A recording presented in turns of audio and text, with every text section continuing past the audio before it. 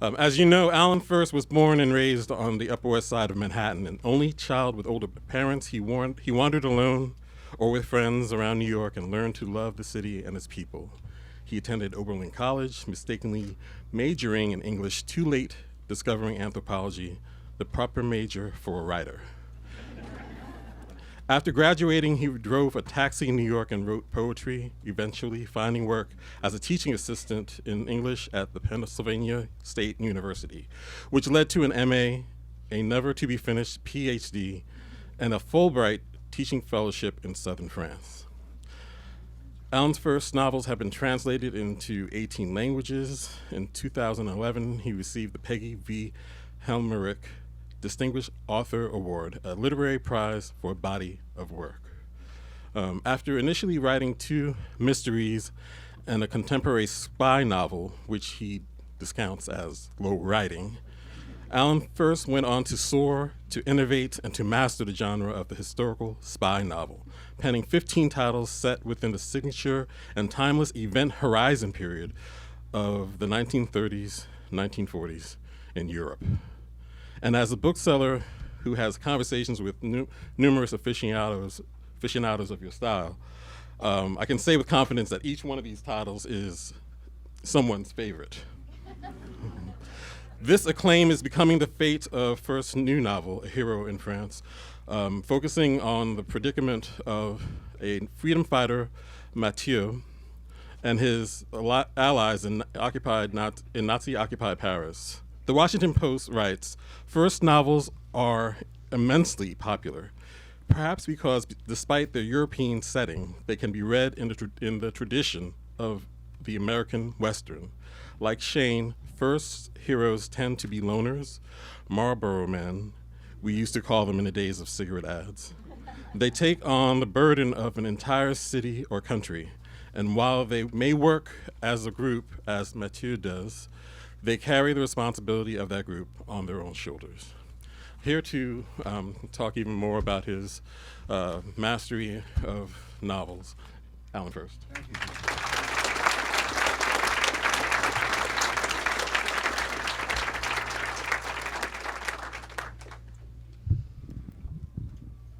Let me see. I need to, yeah. Does that work? Yeah, okay. I'm going to read very briefly, in part because that's the way this book is written. It doesn't screw around a lot. It just starts and then it goes from there. That's what I did this time. It's a little bit different style for me. It's a very narrative book. There's virtually no exposition. And after I read briefly, I may talk a little bit, but not much. And that's because of where I am. I know this place. I know I have a very sophisticated audience. Believe me, I've been in a lot of bookstores. This is where it lives. So I'm going to open it up to Q&A, and we'll go on for a while, and then I'll sign some books.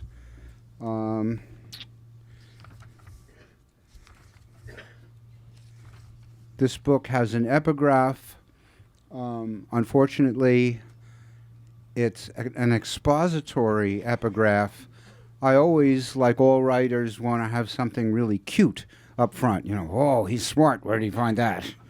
But I couldn't do it this time, just because this is a condensed book, not a Reader's Digest book, but a condensed, style for me.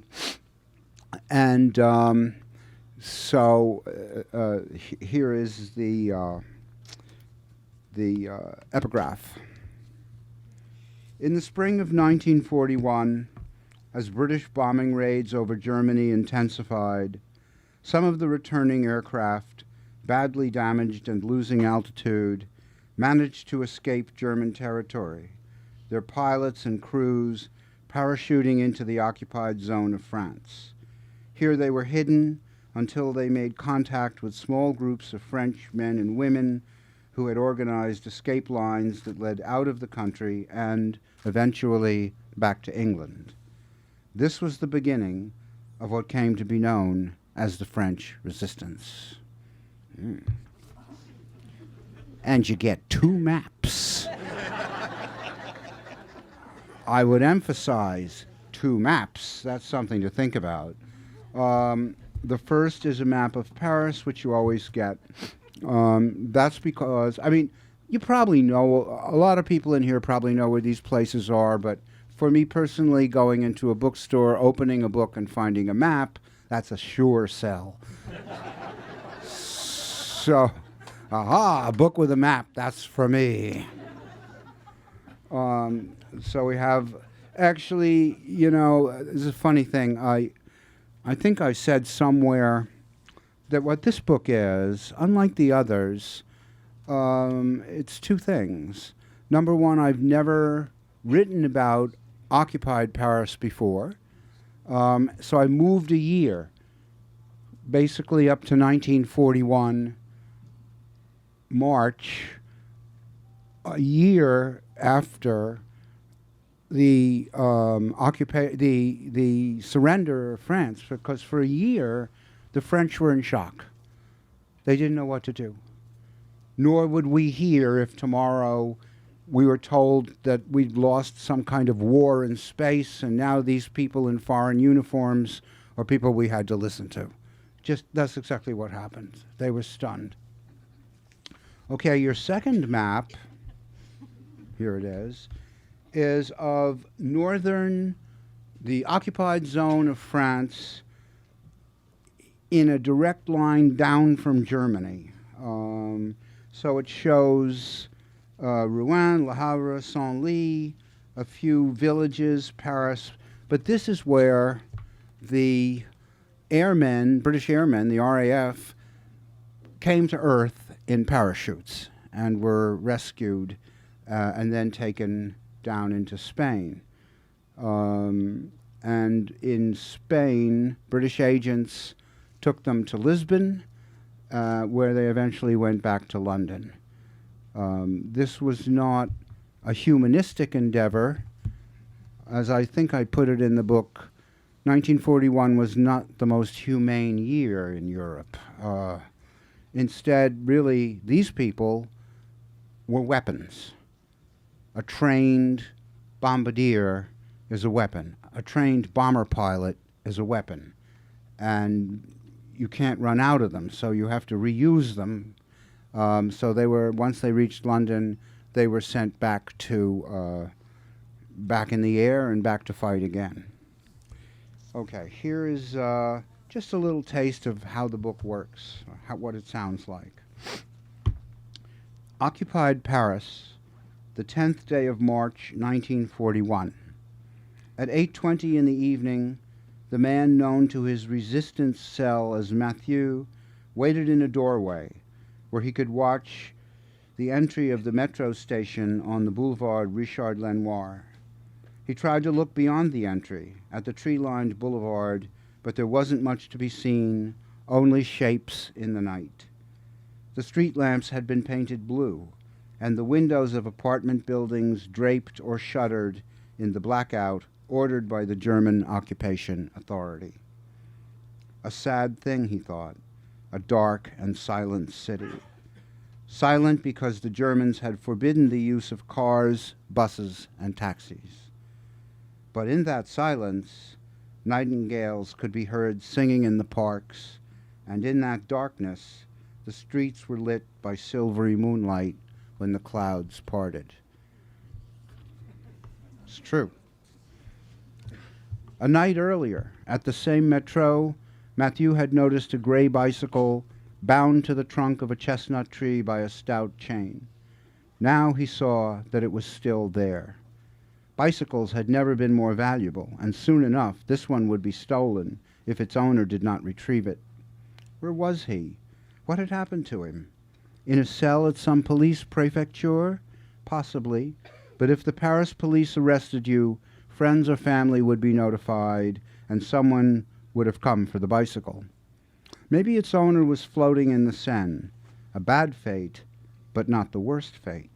The worst fate was to be taken by the Gestapo, and if that were so, he might never be heard of again. Nacht und Nebel, night and fog, Hitler's very own invention. People disappeared, and nobody would ever find out what had become of them. They went out to do an errand and never returned. A sharp lesson for family and friends, punished forever by their imaginations. Now the ground trembled beneath Mathieu's feet, and he could hear a rumble from down below as the train pulled into the station. Moments later, the passengers appeared, climbing up the stairway to the boulevard. They were still wearing winter clothes because it was cold in the city, apartments and offices barely heated for want of coal. As the crowd emerged, one woman caught his eye. She was lovely to look at, the face of a fallen angel, and dressed in the latest Paris fashion. She wore ski pants, warmer than a skirt, a ski parka, and boots. She was lucky to have the boots. Some passengers wore clogs, wood-soled shoes, as there was no leather to be had for repair. To Mathieu, the passengers looked tired and worn. They might well have looked like that at the end of a working day before the war, but for Mathieu the weariness was different, deeper. Lately one heard the expression, "Je suis las." It meant, I am tired of the way I have to live my life. And this was what Mathieu saw in their faces, in the way they walked. But then, he would think that. He cared for the people of Paris as though he were a guardian. The woman in the ski jacket returned his look, a glance, nothing flirtatious, rueful perhaps, in other times than these. Ah, at last, here was Lisette, 17 years old, a lycée student. She appeared not to notice him, but as she walked past the doorway, she said, her voice low and confidential, "They have crossed the border. They're in Spain." Thank you.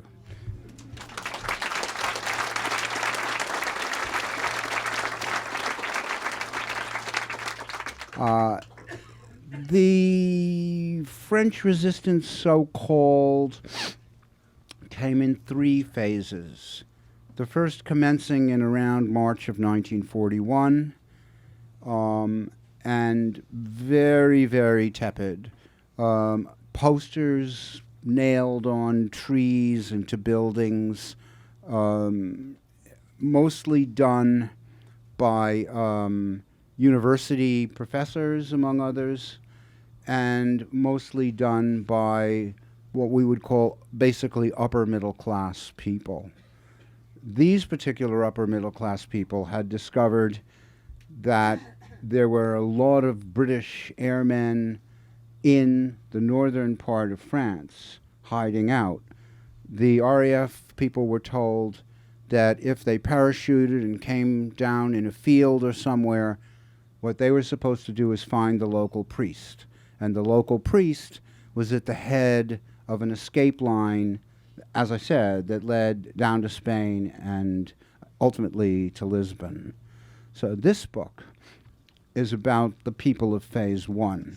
Phase 2 began when Hitler invaded the Soviet Union, and that changed the position of the French Communist Party.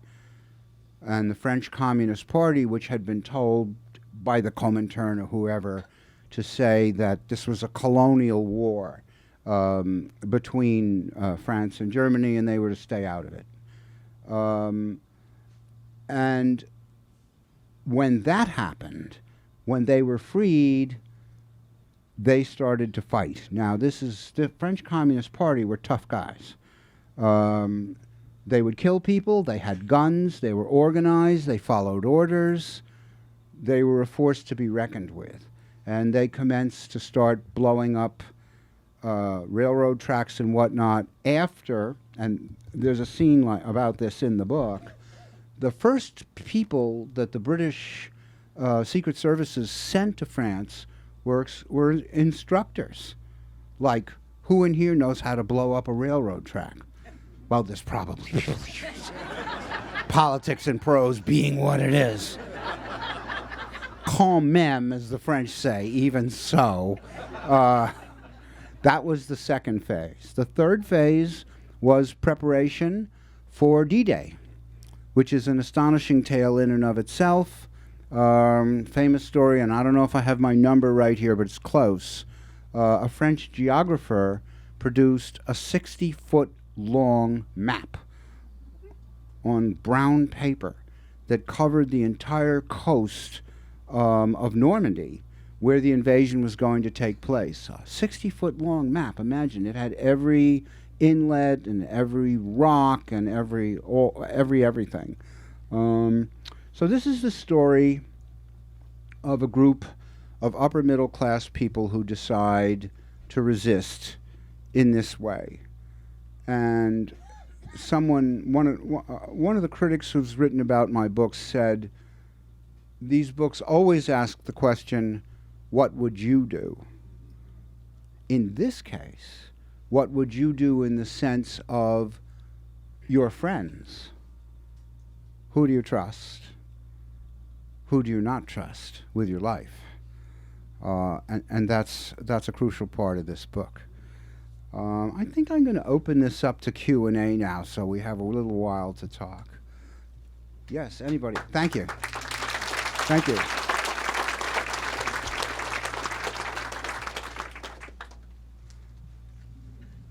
No? Go home? Yes, sir. So my question is, when you spend time in France, the French are very adamant. They played a very large role in their liberation, and Churchill and others were immensely irritated by de Gaulle's claims to this effect. Is your sense that the French, on balance, have right to be proud in playing a large role in their liberation, or is this really exaggerated? It's not so much exaggerated as circumstantial. The first 2 years of occupation, Hitler still believed that the French were going to be his pals, that they were going to come in with him, that Vichy would join him. He was forever thinking that Vichy would declare war on the UK. It never happened, but it was occupation light in a funny way. The Gestapo really didn't get involved for about a year and a half as Hitler held his hand. Ultimately, he didn't, and what happened, happened. On the other hand, when you read about other resistance movements, especially the Poles, Lord have mercy, from day one, they did everything. I mean, it was brutal. It really was. Or, same way, the Greeks, who don't like being occupied in any way at all, and the Italians. And I sometimes think that they don't, it's not so much the French get too much credit, it's that the French are good at public relations, at marketing, and at marketing their own country, and market it they did. After the war, sometime around in the 50s, they had a group of men, curiously enough, they had a very short one, and they ran all the way up, about 12 of them, and they were called Les Compagnons de la Chanson. And remember? You watched Ed Sullivan? That's what they do. That's what they did. They are also able, and it's a particularly French habit, to complicate things infinitely so that nobody can ever disentangle exactly what happened. It's just what they do. It's an instinct. And I think in part it's due to the fact that what the Germans say is that God lives in France.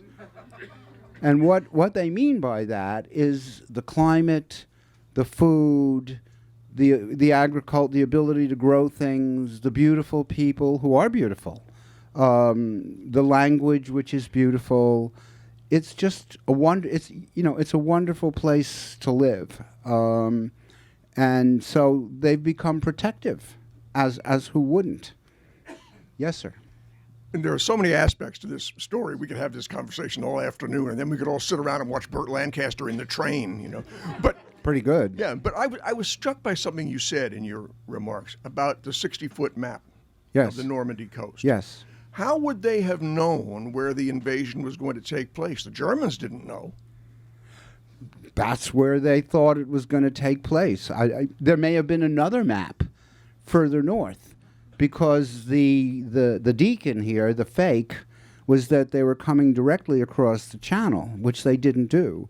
And there's a lot of literature about this about this operation, which was meant to disinform the Germans about where they were going. They had the rubber tanks, they had the rubber trucks, they had the Patton was supposedly over there, et cetera, et cetera, et cetera, et cetera. But for whatever reason, it was the Normandy coast where the guy drew this map. Yes? You spent time living in France, which accounts for the feel you have for France. But a lot of your books are set in Central Europe. They're Hungarian characters. I've seen your books set in Poland. How do you know that part of Europe? What time did you spend there? And if I may ask, what are the local languages that you speak? You've got a lot of the details right. Local languages, none. I barely speak French. Speak street French, restaurant French. I really cannot answer that question. When I started to write about this, the first book was called Night Soldiers. And I remember starting it, sitting at a desk in my apartment in Paris, looking at the vis-a-vis across the courtyard. And I put a piece of paper in my typewriter. Yes, typewriter.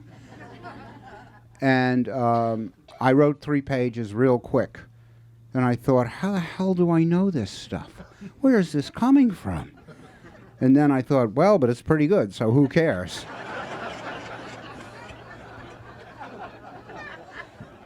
I mean, later on, I did a lot of research, as much as I could. And the better books, The Polish Officer, Spies of Warsaw, one of the reasons for that is that after the war, the Poles wrote and made sure that it was translated all about their experience. That was, that was their tactic against what had happened to them. And then somebody like me comes along, and I'm able to read that. It's in English. And so that made for better books.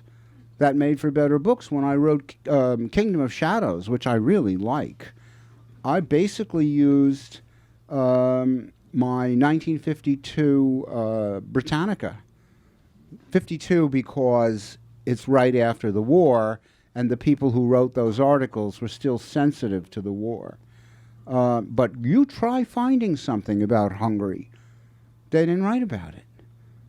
For whatever reason. I don't really understand. Anyhow, all those countries were different, but there's always material about them. If you read John Lukács, for example, who's one of my idols as a historian, he talks about what went on. Yes. Yes? Mr. Furst? Yeah. Where are you? Yeah. Oh, yes. I've not yet had the exquisite pleasure of reading this new novel. But you mentioned the 2 subsequent phases of the resistance, and I was wondering if you have given any thought to writing a follow-up about those phases. I've given thought to it. Yeah. I have given thought to it, but it worries me. What you don't want to do as a writer is make a decision because something seems so very logical. Do you know what I mean? I've been in real trouble that way with some of these books. Writing from a perspective point of view that I shouldn't have. So, okay, yes, right, it's very, very tempting, and yes, I'm thinking about doing exactly that, but I have a little inner voice that says, hold on, Buster, don't make any quick decisions here, you'll live to regret it. Yes? Some of your contemporaries, every novel you write has a different character. Yes. Some of your contemporaries keep the same Yeah. major characters. Right. Obviously, that's a conscious decision on your part. Is that something you thought about when you started doing this? Or? Yes, I definitely thought about it, and I'll tell you why. I wrote 4 really bad... I'm sorry. The gentleman says, some of your contemporaries have a continuing character, you don't. Why? Is that fair? Yes. Part of the problem, well, novels work a certain way. And what I discovered is that if you try to write a continuing series, and some of them are good. Robert Parker with Spencer, et cetera, and so forth, and my beloved John D. MacDonald with Travis McGee. What you begin to get after the first book and the character is developed, you then have a lot of internal thinking and consideration that comes from the character. What, you know, on good, on evil, on Florida, on whatever. I only did it once and I was sorry.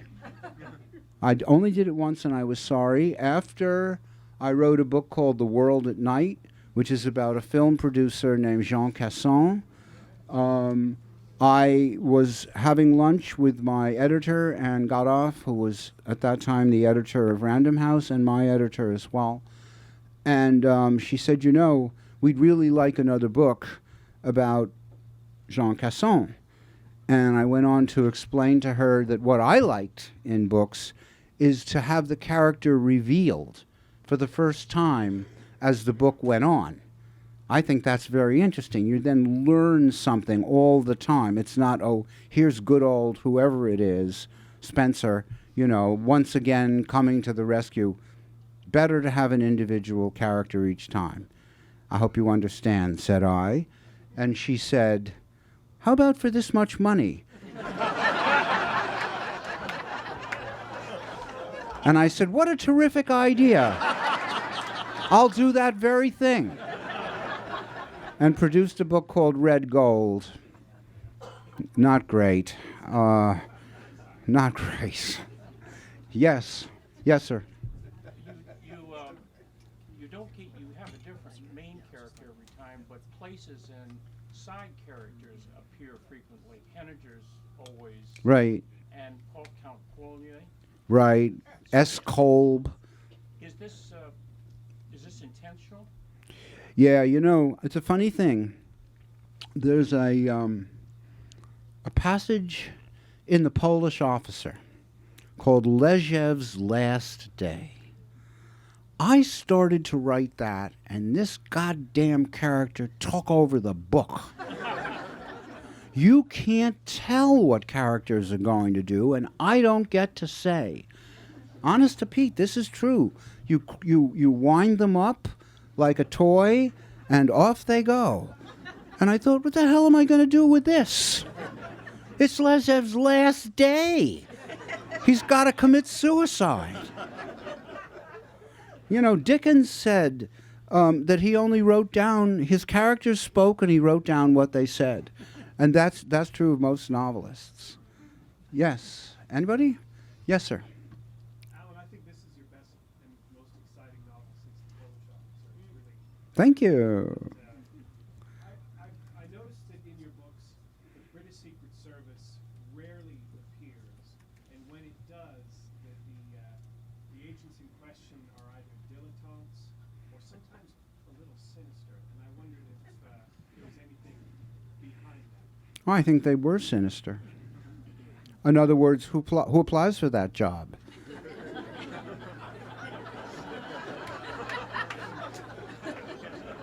Go overseas and kill a few people. Okay. When do I start?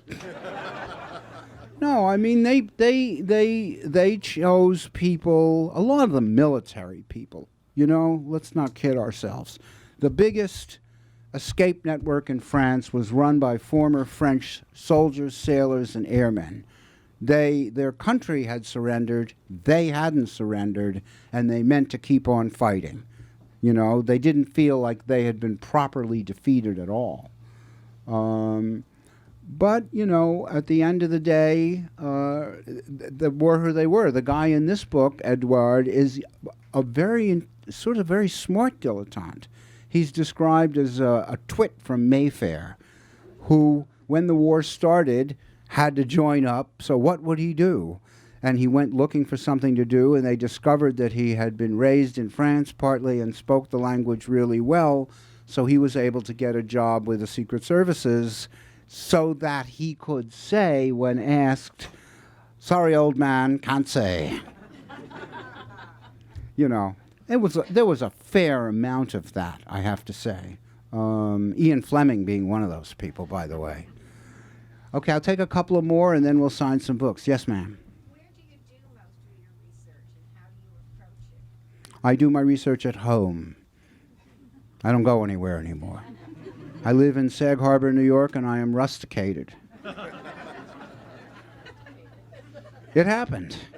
At one time, I lived in Europe, and by osmosis, really learned how things worked there. In answer to certain questions, I will say, I don't know every place in Europe, but I know how a village works, and the villages tend to work the same way. Ditto the towns, little and large, and to some great degree the cities. So that's really what you learn. You learn to be, my British editor at one time said, you're not an American writer and you're not a French writer, you're a European writer, which is a nice description. I don't know what that actually means, but that is what he said. Yes. I thought this book particularly was wonderful about women, and do you feel that way? Oh. Tough women. Tough women, some of whom led resistance groups, very, very strong women. For one thing, a lot of the men were gone. And the position of women in France in 1941, they didn't get the vote till 44. And they couldn't get a driver's license without a letter from their husband. So they were not far, they were not far in the rights department at that point. There's a good story in here, about a true story, about one of the women who led a very large escape line. Initially, her husband had run it, and when he was either killed or sent to jail, she took it over and ran it. She was very thin because, like the rest of the French, she wasn't getting much to eat. I think it was something it was like 3.5 ounces of cheese a month. Go get fat on that. And she was put in jail in a police station. And on the following day, she knew that the Germans were going to come and get her, and that would be the end.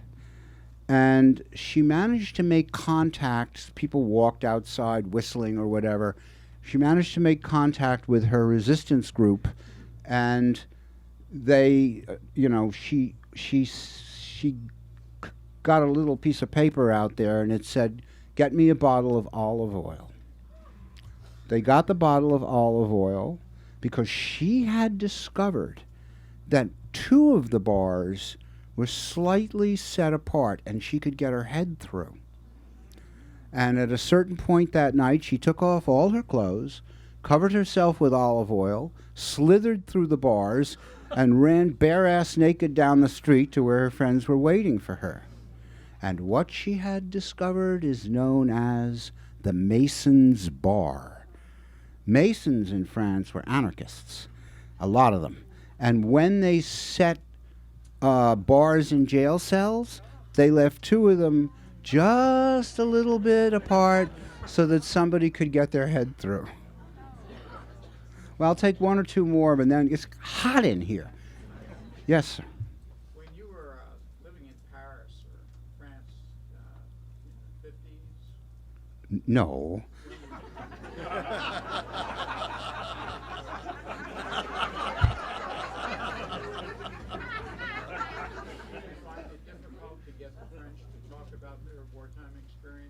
They never talked about their wartime experiences. I hardly ever talk to them. They don't talk to Americans. They don't. No, what was good about being in France was more the American Library in Paris, which was started for American officers after World War I and had a fabulous war collection. That's what I was able to do in France. I certainly... You occasionally heard stories from people, secondhand or whatever, about somebody the passeurs had taken them across into Switzerland, etc. But I never do that kind of research. I never talk to people and hear their stories. And one reason I don't like to do that is that if I don't use the stories, it's as though they were insufficient. And I don't want to hurt people's feelings. I take 1 more and then we sign. Yes, sir. In the book Dark Voyage, I think it is, you describe the ship in the first couple of sentences in the book. Yes. And I can understand how you absorb a village, how you absorb things in France by living there, but your description of that old ship is so perfect and so concise. How did you ever do that? That book was a giant pain in the ass. I had to learn, seagoing technology from the 1930s. I am one of the very few people who own the 1936 edition of what's it called? Brown's Nautical Almanac. It's incredible what I had to learn. It's also true that when I started to write it, I thought, I have no idea that how on a ship the physical location is on the bridge. So I went down to Baltimore, where a Liberty ship named the John Y. Brown is, and I walked around that ship, and I had a chance meeting there as well, brief, like 5 seconds. But I did walk around. I did figure out where the captain was and what that was like. And then I went wandering down the hallway, and I saw a door was ajar, and I kind of looked around it, and there was a very harassed man in a flannel shirt writing in a book. I thought, that's a sea captain. And the book was made virtually by that. I will add that I wanted to write a Dutch book, and in each case, with all my books, the profession of the principal character has to be appropriate to the nationality. Ergo, if you're going to write a Dutch book, you have to write about a sea captain, and you have to write about the war, the war, how the war went with the merchant marine for the British, which was pretty bad early on. Hey, thank you so very, very much for coming.